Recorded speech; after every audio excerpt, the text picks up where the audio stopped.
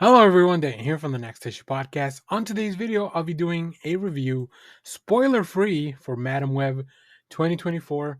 We'll have a separate spoiler-filled video later on. So this film is rated PG-13 with a runtime of an hour and 57 minutes. As of the recording of this video, we have a Rotten Tomato score of 16% from the critics. Pretty harsh. The audience at 65%.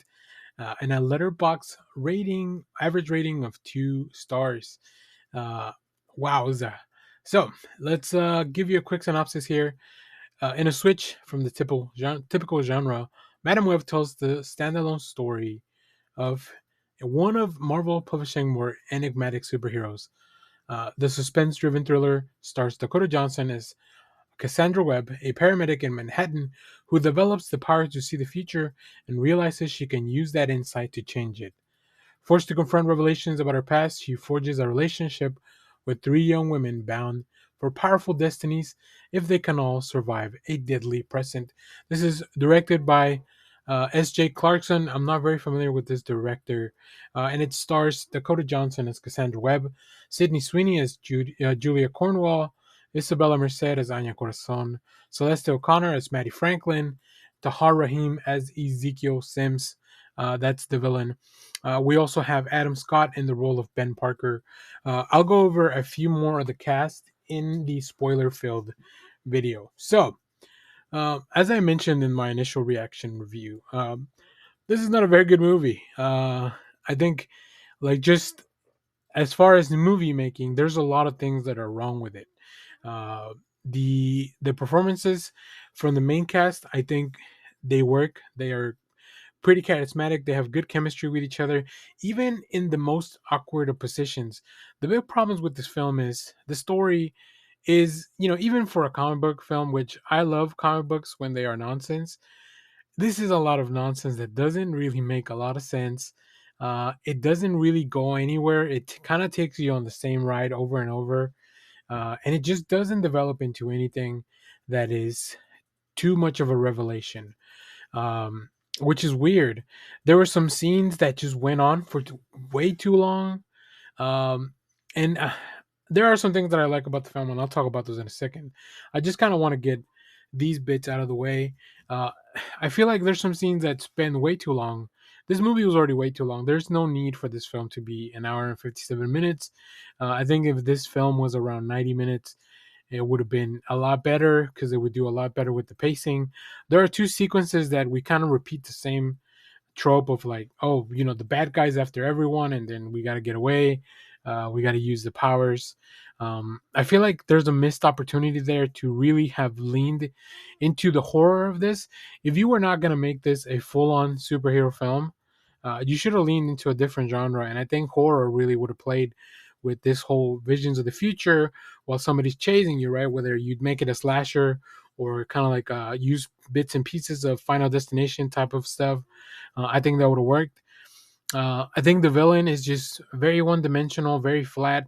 And there's, for some weird reason, it almost feels like all of the dialogue from Ezekiel is ADR, like it's done afterwards. Like it's just voiceover that it doesn't sound very natural. Like it doesn't play.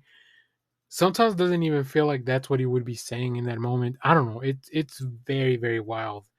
Um, yeah, I'll talk about more specific stuff in in the um, in the spoiler review. But another thing that really kind of took me by surprise was how much they kind of danced around, like, the Spider-Man of it all, without, like, really getting into it. I think obviously that's a problem that a lot of the Sony movies have, because these are all Spider-Man related characters, but without having Spider-Man on there. It's really, it just doesn't really work all the time, and this one unfortunately was not the exception. Now I will say I do really like the performances uh by Dakota Johnson and Sydney Sweeney and Isabella Merced and Celeste O'Connor. Like, their chemistry and their scenes that they have together, even when the scenes are going on too long. There's a scene in the cab. There's a couple of scenes actually in the cab that just feel like they're going on for too long, but like they kind of make it work. Like, I was interested in learning more about these characters. Um, I was following their story because they obviously have, tragic kind of backgrounds as most superheroes do.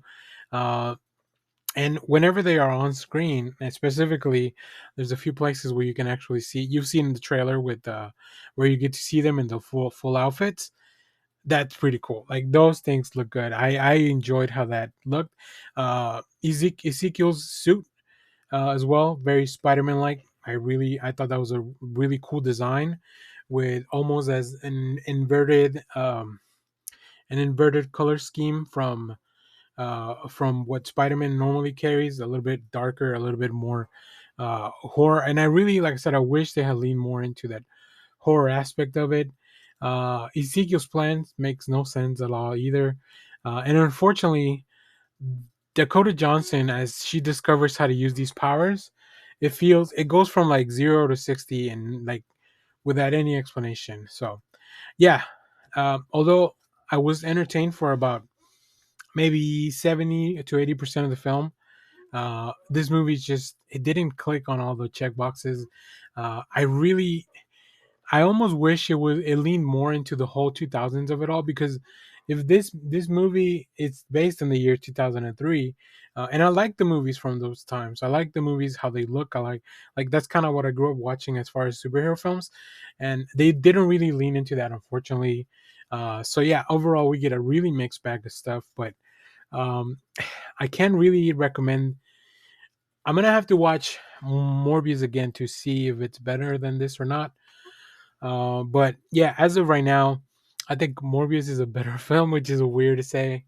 So with all that being said, stay tuned. We'll have a full spoiler review in the channel at some point. I'll talk more about this. I also want to go back and read the first appearance of some of these characters, just to see how they adapted, like how well they've been adapted into the screen. Um, and even though there are some fun sequences here with action, like this movie just was not an action superhero romp. It was something else. They call it a thriller in the synopsis. I don't think it was even that. It's not really suspense driven, because they never get to really build the suspense, unfortunately. So, but if you've seen this film, let me know what you thought about it down in the comments. I might completely off base.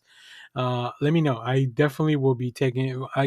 I would love to reevaluate this film and figure out that people are actually enjoying this. Uh, I did say in my initial reaction, I would definitely watch another film with these people in it, like another with these characters on it, like that was an actual real superhero film.